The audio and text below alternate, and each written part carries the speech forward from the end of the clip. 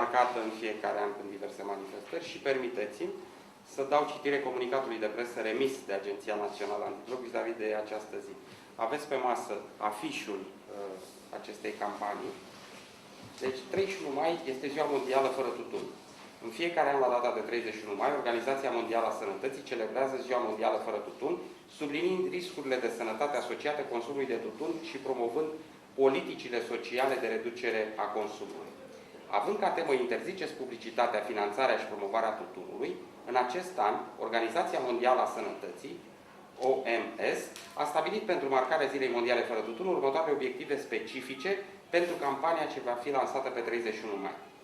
Îndemnarea statelor membre să implementeze articolul 13 din Convenția Cadru de Control a Tutunului, care se referă la interzicerea publicității, sponsorizării și promovării tutunului, astfel încât cât mai puține persoane să fie tentate să fumeze.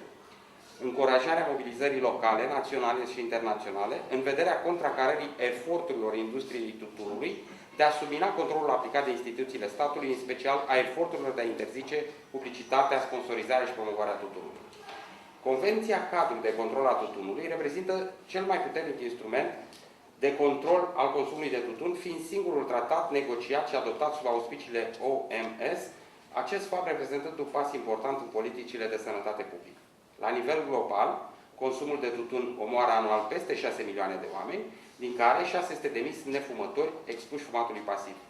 Este important ca acest fenomen să fie combătut, deoarece se estimează că până în anul 2030 se va ajunge la o creștere a mortalității de la 6 milioane la 8 milioane de oameni în fiecare an, în special din țările cu venituri mici și medii. Scopul cel mai important pentru marcarea acestei zile este de a contribui la protejarea generațiilor prezente și viitoare, nu numai din punctul de vedere al consecințelor medicale, dar și a celor sociale, de mediu, economice cauzate de consumul de tutun, dar și a fumatului pasiv. De asemenea, la nivel global, consumul de tutun este cea de-a doua cauză de mortalitate după hipertensiune, acesta fiind în momentul de față responsabil de moartea unui adult din 10. Organizația Mondială a Sănătății a instituit Ziua Mondială fără tutun în 1987 pentru a atrage atenția asupra riscului consumului de tutun și efectelor sale letale. La nivel național, Agenția Națională Antidrog organizează diverse evenimente specifice de informare, educare și sensibilizare a populației privind beneficiile unui stil de viață sănătos. Voi tocmai ieșiți dintr-un program care a fost bazat pe renunțarea, în primul rând, la tutun, pe formarea unor abilități de viață sănătoasă. Deci, la momentul ăsta, putem să spunem că voi vă bazați pe niște cunoștințe solide, deprinse de-a lungul celor 12 ore de prevenire, în care, cu ajutorul doamnei psiholog Andrada Vasile, ați putut să vă faceți o părere foarte clară asupra riscurilor care există și eu cred că în urma a ceea ce s-a întâmplat aici, cu siguranță veți alege un mod de viață sănătos. Conform ultimului studiu în populația generală privind prevalența consumului de droguri la nivel național realizat de Agenția Națională Antidrog în 2010, au reieșit următoarele date privind fumatul produselor din tutun. În scădere față de anul 2004 și în creștere față de 2007, fumatul produselor din tutun înregistrează cel de-al doilea nivel al prevalenței consumului de droguri în populația României. Mai mult de jumătate dintre cei intervievați, 56,9%, au fumat cel puțin o dată de-a lungul vieții. Respectiv 33,7%, iar unul din 4 că a fumat zilnic. Și creștere față de studiul anterior din 2007. Iar pentru 25-34 de ani se registrează ca și în 2004 și în 2007 cele mai mari valori. Și doamnei director care au fost alături de noi de-a lungul celor 12 ore. Doamna director, avem și noi o diplomă cu mii de mulțumiri pentru modul în care ați înțeles să ne susțineți. Să rămâneți.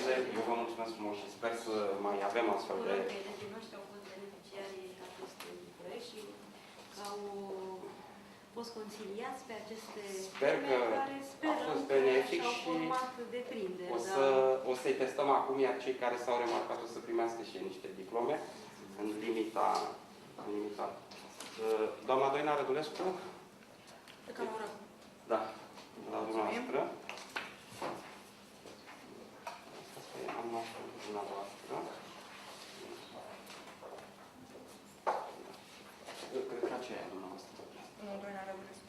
Da, cred că am făcut. Îmi cer scuze, o să fac una și pentru dumneavoastră. Stați că... Da, am făcut-o. Asta este. De asemenea, mulțumesc posturilor de televiziune și radioului care întotdeauna au fost alături de noi. Pentru Muntenia TV,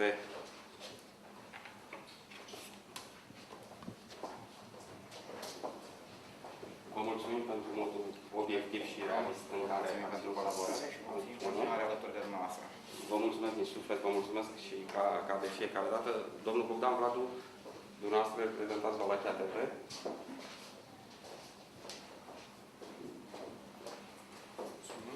Și eu vă mulțumesc frumos. Mulțumesc frumos. Doamna Andrada Vasile urmează să vină. Acum, haideți să facem o scurtă selecție și să vedem ce ați înțeles voi din programul care tocmai se închide astăzi, din Necenzurat. Pentru că ne dăunează grav sănătății, la fel și cu drogurile. Și alcoolul este foarte grav, ne dăunează rău și nu. Ți-au folosit aceste 12 ore? Ți-au fost utile? Da. Ai putut acasă discuții cu părinții vis-a-vis de ceea ce s-a întâmplat aici? Da. În mod cert, da? Da. Ok. Deci prima diplomă merge către domnișoara, doamne, când te numești. Altcineva, ce ați mai reținut din modalități de a sta departe de tentații?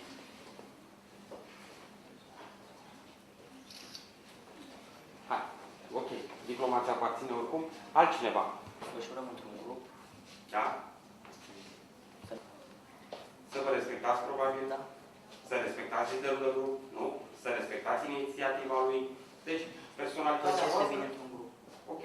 Personalitatea voastră consider că este întărită, susținută, nu? Ok. Plus sunt droguri și fumat. Ok. Ți-a folosit lucrul ăsta? Da. Ai votat discuții cu părinții? Da, n-am. Asta votații se lasă de fumat. Da, ok. Mare realizare. Mare realizare. Pentru că tu ai realizat de altfel că devii un fumător pasiv. Așa e? Pentru că... Deci, să alegeți vieților voastre personale și așa mai departe, nu? Altcineva, ce s-a mai spus aici la lungul celor 12 ore? Ce v-a mai spus doamna psiholog? Haideți, fiți de...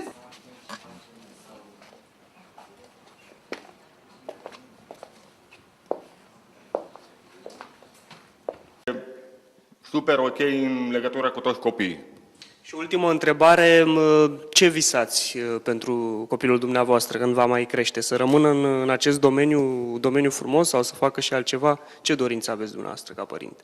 Ca fiecare părinte își dorește ca copilul lui să ajungă undeva sus, într-o talie mondială, dar dacă viitorul este asigurat de acei doi oameni competenți, coregraf și manager, au mari șanse să ajungă poate pe scene mult mai importante decât au ajuns acum și le urez în continuare multă baftă și succes. Mulțumim mult! Deci, practic, grupul lor de vârstă, targetul a fost 10 ani.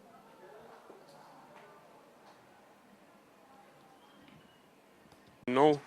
Nu s-a stabilit locația pentru că astăzi este ultima etapă.